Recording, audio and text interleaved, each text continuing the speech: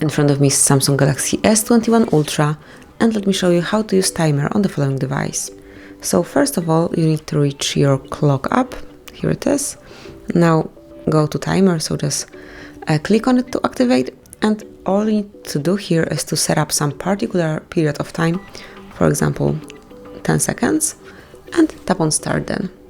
As you can see here, you've got the countdown, and afterwards you will hear the alert. So let's wait 2 more seconds. And here it is. Now you can either dismiss it or restart. So let me restart it and just take a look. You can use your device in any other way, and timer will override this action anyway. As you can see, here it is. So you can open and either dismiss or restart. So this is it. This is how you can use it. Thank you for watching. Please subscribe our channel and leave the thumbs up.